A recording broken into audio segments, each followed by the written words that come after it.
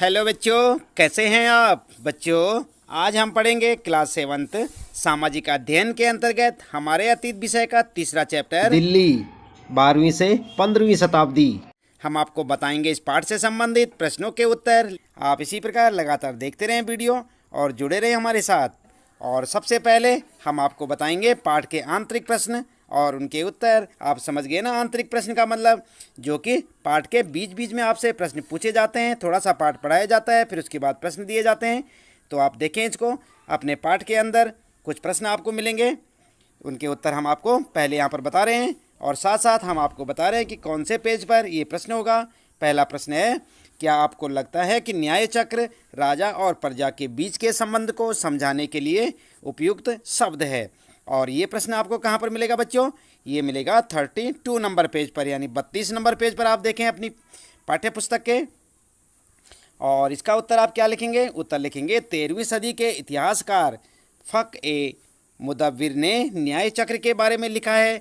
राजा का काम सैनिकों के बिना नहीं चल सकता। सैनिक वेतन के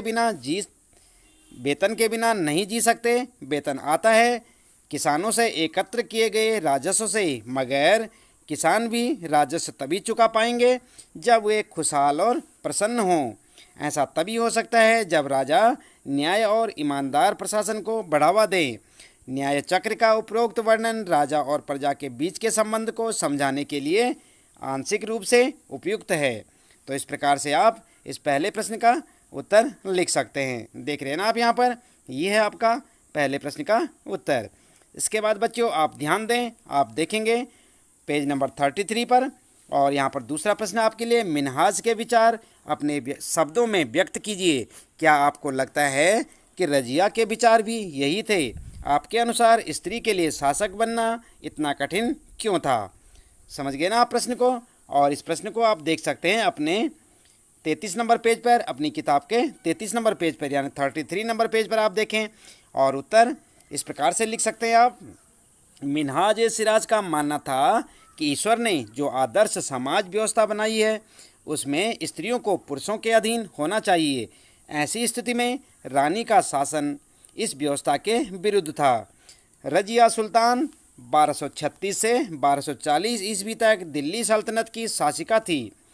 याद है ना बच्चों आपको, रजिया कौन थी? रजिया जो सुल्तान थी, ये 1236 से 1240 ईस्वी तक दिल्ली सल्तनत की शासिका थी।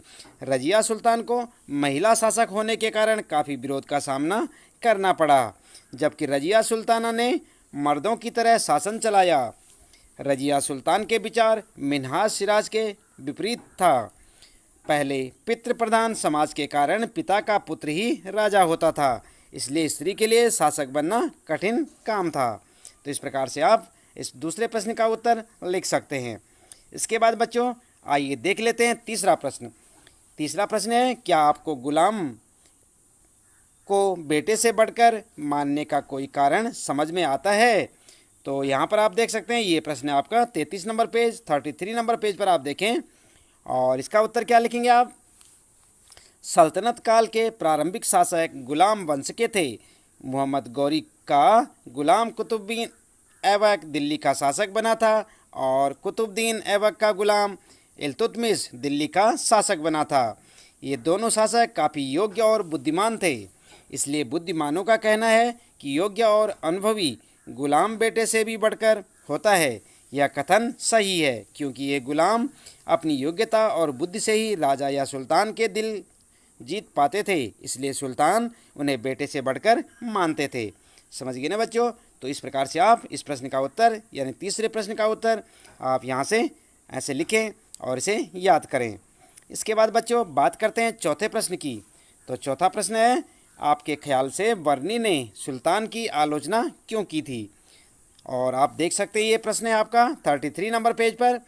और उत्तर लिखेंगे, सुल्तान मोहम्मद तुगलक ने अजीज़ खुमार नामक कलाल, यानी शराब बनाने और बेचने वाला जो था, फिरोज हज्जाम नामक नाई, मनखा तब्बाक नामक बावर्ची और लट्टा तथा पीरा नामक मालियों को ऊंचे प्रशासनिक पदों पर बैठाया था। ये लोग सुल्तान को चापलूसी करके बड़े पद पाए थे। इनके अंदर बड़े पद पाने की योग्यता नहीं थी। इसलिए इतिहासकार जियाउद्दीन बर्नी ने इन नियुक्तियों का उल्लेख सुल्तान के राजनीतिक विवेक के नाश और शासन करने की अक्षमता के उदाहरणों के रूप में किया है। तो इस प्रकार से आप इस प्रश्न का उत्तर लिखेंगे। इसके बाद अगला प्रश्न आप ध्यान दें बच्चों, सरदारों की रक्षा व्यवस्था का वर्णन कीजिए। और आपको ये प्रश्न मिलेगा 40 नंबर पेज पर। देख रहे हैं ना आप यहाँ पर 14 नंबर पेज पर मिलेगा आपको ये प्रश्न। प्रश्न क्या है? सरदारों की रक्षा व्यवस्था का वर्णन कीजिए। उत्तर में लिखेंगे बच्चों, मोरक्को से 14वीं सदी में भारत आए यात्री इब्न बतूता ने भारत के सरदारों की रक्षा व्यवस्था का वर्णन किया था। उसके अनुसार सरदार चट्टानी ऊबड़ खाबड़ पहाड़ी इलाकों में किले बनाकर रहते थे और कभी कभी बांस के झुरमुटों में। ये दोनों स्थान काफ़ी दुर्गम होते थे। सरदार इन जंगलों में रहते थे जो इनके लिए किले की प्राचीर का काम करते देते थे। इस दीवार के घेरे में ही उनके मवेशी और फसल रहते थे। अंदर ही पानी भी उपलब्ध रहता था, अर्थात वहाँ एकत्रित हुआ वर्षा का जल। इसलिए उन्हें प्रबल बलशाली सेनाओं के बिना हराया नहीं जा सकता था। तो इस प्रकार से आप देख रहे हैं यहाँ पर, ये लिखेंगे आप इस 5वें प्रश्न का उत्तर। इसके बाद बच्चों आइए देख लेते हैं अब पाठ के जो अंत में पूछे गए आपको प्रश्न हैं उनके उत्तर। आप देखेंगे जैसे ही आपका पाठ पूरा होता है उसके अंत में कुछ प्रश्न दिए गए हैं और हम आपको बता रहे हैं उनका उत्तर। तो सबसे पहले आपको देखने को मिलेगा फिर से याद करें। और क्या याद करें? प्रश्न है पहला, दिल्ली में पहल किसने राजधानी स्थापित की? उत्तर होगा आपका, तोमर राजपूत चौहान राजाओं ने पहल दिल्ली में राजधानी स्थापित की थी। इस प्रकार आप उत्तर देंगे। दूसरा प्रश्न है बच्चों, दिल्ली के सुल्तानों के शासन कालों में प्रशासन की भाषा क्या थी? उत्तर लिख सकते हैं आप, फारसी भाषा। इसके बाद तीसरा प्रश्न है, किसके शासन के दौरान सल्तनत का सबसे अधिक विस्तार हुआ? तो किसके हुआ बच्चों? आपने पाठ में पढ़ा होगा। उत्तर लिखेंगे मोहम्मद तुगलक। और इसके बाद है चौथा प्रश्न, इब्न बतूता किस देश से भारत में आया था? उत्तर लिखेंगे मोरक्को, यानी कि जो आजकल अफ्रीका नाम से है। तो इसके बाद पांचवा प्रश्न यहाँ पर देखेंगे आप और उसमें लिखा हुआ है, सबसे पहले ऊपर देखेंगे, आइए समझें। पांचवा प्रश्न है, न्याय चक्र के अनुसार सेनापतियों के लिए किसानों के हितों का ध्यान रखना क्यों जरूरी था? उत्तर लिखेंगे आप, न्याय चक्र के अनुसार सेनापतियों के लिए किसानों के हितों का ध्यान रखना इसलिए जरूरी था क्योंकि किसानों से एकत्रित किए गए राजस्व से ही सैनिकों का वेतन मिलता था। मगर किसान भी राजस्व तभी चुका सकते थे जब वे खुशहाल और प्रसन्न हों। ऐसा तभी हो सकता था जब राजा न्याय और ईमानदार प्रशासन को बढ़ावा दें। तो इस प्रकार से आप देख रहे हैं यहाँ पर, यह है आपका पांचवा प्रश्न और उसका उत्तर। इसके बाद बच्चों आप ध्यान देंगे, छठा प्रश्न है, सल्तनत की भीतरी और बाहरी सीमा से आप क्या समझते हैं? तो आपको मालूम हुआ क्या समझते हैं बच्चों? उत्तर लिखेंगे भीतरी सीमा। सबसे पहले लिखेंगे आप भीतरी सीमा के बारे में।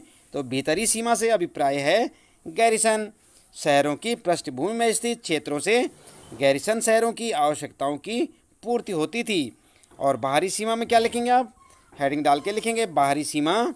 उसके बाद लिखेंगे गैरिसन शहरों की पृष्ठभूमि से सुदूरवर्ती क्षेत्रों को बाहरी सीमा कहा जाता था। आप समझ गए ना यहाँ पर किस प्रकार से लिखेंगे? पहले आप जो है भीतरी सीमा लिखेंगे हेडिंग डाल के, उसके बाद लिखेंगे बाहरी सीमा। ये है बाहरी सीमा। और यहाँ पर बच्चों उसके बाद सातवां प्रश्न आपके लिए, मुक्ति अपने अपने कर्तव्यों का पालन करें यह सुनिश्चित करने के लिए कौन कौन से कदम उठाए गए थे? आपके विचार में सुल्तान के आदेशों का उल्लंघन करना चाहने के पीछे उनके क्या कारण हो सकते थे? उत्तर में लिखेंगे मुफ्ती अपने कर्तव्यों का पालन करें यह सुनिश्चित करने के लिए निम्नलिखित कदम उठाए गए थे। और क्या कदम उठाए गए थे बच्चों? उत्तर लिखेंगे यहाँ पर जो है उत्तर में लिखेंगे आप पहला दूसरा तीसरा करके। पहला लिखेंगे उनकी नियुक्ति वंश परंपरा के आधार पर नहीं की जाती थी। दूसरा, उन्हें कोई भी इफ्ता यानी कि क्षेत्र थोड़े समय के लिए दिया जाता था। इसके बाद तीसरा लिखेंगे आप, मुक्ति लोगों का समय समय पर स्थानांतरण किया जाता था। और इसके बाद लिखेंगे मुक्ति लोगों द्वारा एकत्र किए गए राजस्व की रकम का हिसाब लेने के लिए राज्य द्वारा लेखा अधिकारी नियुक्त किए जाते थे। और इसके बाद लिखेंगे पाँचवां, इस बात का ध्यान रखा जाता था कि मुक्ति राज्य द्वारा निर्धारित कर ही वसूलें और तय संख्या के अनुसार सैनिक रखें। तो इस प्रकार से आप जो है इस प्रश्न का उत्तर लिख सकते हैं। देख रहे हैं ना बच्चों आप, यह आपका 7वां प्रश्न और इसमें ये सारे पॉइंट आपको लिखने पड़ेंगे। इसके बाद बच्चों ध्यान दें आप, 8वां प्रश्न है, दिल्ली सल्तनत पर मंगोल आक्रमणों का क्या प्रभाव पड़ा। उत्तर लिखेंगे, दिल्ली सल्तनत पर मंगोल आक्रमणों का निम्न प्रभाव पड़ा और एक एक करके आप प्रभाव लिखेंगे उनके। यहाँ पर जो है नंबर 1 लिखेंगे आप, मंगोल आक्रमणों से मजबूर होकर अलाउद्दीन खिलजी और मोहम्मद तुगलक को एक विशाल सेना खड़ी करनी पड़ी। इसके बाद दूसरा पॉइंट लिखेंगे आप, अलाउद्दीन खिलजी ने सैनिकों को इक्त के स्थान पर नगद वेतन देना तय किया। और तीसरा लिखेंगे, मोहम्मद बिन तुगलक ने दिल्ली के पुराने शहर के निवासियों को नई राजधानी दौलताबाद भेज दिया और उस इलाके में बड़ी सैनिक छावनी बना दी गई। इसके बाद चौथा लिखेंगे आप, अलाउद्दीन खिलजी ने जनता पर और अधिक कर लगाए जो मोहम्मद तुगलक ने तांबे के नए सिक्के चलवाए। तो ठीक है ना बच्चों, इस प्रकार से आप उत्तर लिखेंगे। इसके बाद अगला है यहाँ पर, आइए विचार करें। और यहाँ पर क्या है, क्या आपकी समझ में तवारीख के लेखक आम जनता के जीवन के बारे में कोई जानकारी देते हैं। समझ गए ना आप। तो यहाँ पर उत्तर में क्या लिखेंगे, हमारी समझ में तवारीख के लेखक आम जनता के जीवन के बारे में जानकारी नहीं देते थे, क्योंकि नंबर 1, तवारीख के लेखक सचिव, प्रशासक, कवि और दरबारियों जैसे सुशिक्षित व्यक्ति होते थे जो घटनाओं का वर्णन भी करते थे और शासकों को प्रशासन संबंधी सलाह देते थे। वे न्याय संगत शासन के महत्व पर बल देते थे। नंबर 2, तवारीख के लेखक नगरों में रहते थे, गांव में शायद ही कभी रहते हों। और अगला पॉइंट लिखेंगे आप, वे अक्सर अपने इतिहास सुल्तानों के लिए उनसे ढेर सारे इकराम पाने की आशा में लिखा करते थे। तो इस प्रकार से आप इसका उत्तर लिख सकते हैं। इसके बाद बच्चों 10वां प्रश्न है यहाँ पर, दिल्ली सल्तनत के इतिहास में रजिया सुल्तान अपने ढंग की एक ही थी। क्या आपको लगता है कि आज महिला नेताओं को ज़्यादा आसानी से स्वीकार किया जाता है। उत्तर में क्या लिखेंगे आप, उत्तर लिखेंगे आप आज भी महिला नेताओं को ज़्यादा आसानी से स्वीकार नहीं किया जाता। आज भी भारत में लोकसभा और विधानसभा में महिलाओं की संख्या 5% से भी कम है। ये अलग बात है कि सल्तनत काल की अपेक्षा वर्तमान में महिला नेताओं को ज़्यादा आसानी से स्वीकार किया जाता है। इस प्रकार से आप उत्तर लिख सकते हैं। 11वां प्रश्न है बच्चों, 11वें प्रश्न में, दिल्ली के सुल्तान जंगलों को क्यों कटवा देना चाहते थे। क्या आज भी जंगल उन्हीं कारणों से काटे जा रहे हैं। तो उत्तर में क्या लिखेंगे आप, गैरिसन शहरों की पृष्ठभूमि में स्थित भीतरी क्षेत्रों की स्थिति को मजबूत करने के लिए गंगा यमुना के दोआब से जंगलों को साफ कर दिया गया और शिकारी संग्राहकों तथा चरवाहों को उनके पर्यावास से खदेड़ दिया गया। यह जमीन किसानों को दे दी गई और कृषि भूमि या कृषि कार्य को प्रोत्साहन दिया गया। इस प्रकार से आप 11वें प्रश्न का उत्तर लिख सकते हैं। बात करते हैं यहाँ पर इस प्रश्न में आगे क्या लिखेंगे आप, आज जंगल कई कारणों से काटा जा रहा है और कौन कौन से कारणों से। नंबर 1 पॉइंट में लिख सकते हैं आप, कृषि भूमि को प्राप्त करना व आवासों का निर्माण करना। नंबर 2, परिवहन मार्गों का निर्माण व खनन कार्य के लिए। और नंबर 3, बड़े बांधों का निर्माण में वनों की कटाई, है ना। तो इस प्रकार से आप यहाँ तक इसका उत्तर लिखेंगे। इसके बाद बच्चों आगे देखते हैं, आइए करके देखें। यहाँ पर देख रहे हैं ना आप, आइए करके देखें। तो यहाँ पर जो है इसमें है आपका 12वां प्रश्न, पता लगाइए कि क्या आपके इलाके में दिल्ली के सुल्तानों द्वारा बनाई गई कोई इमारत है। क्या आपके इलाके में और भी कोई ऐसी इमारत है जो 12वीं से 15वीं सदी के बीच बनाई गई हो। इनमें से कुछ इमारत का वर्णन कीजिए, उनके रेखाचित्र बनाइए। तो अगर आपके इलाके में ऐसा कुछ है बच्चों तो आप जो है बता सकते हैं कि आपके इलाके में बहुत पुरानी 14वीं, 15वीं, 16वीं सदी की कोई इमारत है। उत्तर में आप लिख सकते हैं दिल्ली के सुल्तानों द्वारा बनाई गई इमारतें। और यहाँ पर जो है इस प्रकार से आप एक टेबल बना सकते हैं और उसमें लिख सकते हैं, जैसे कि यहाँ पर ये बनी हुई है टेबल। और यहाँ पर जो है इसको आप अपनी नोटबुक में नोट कर सकते हैं। इसे जो है ढंग से आप लिखेंगे, जैसे कि प्रसिद्ध इमारतें, निर्माणकर्ता और निर्माण वर्ष।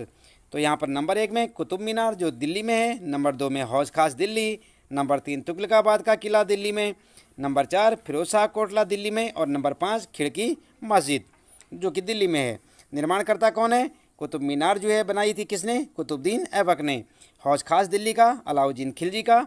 और तुगलकाबाद का किला दिल्ली में किसने बनवाया था? गयासुद्दीन तुगलक ने। फिरोज शाह कोटला किसका बना हुआ है? फिरोज शाह तुगलक ने बनवाया।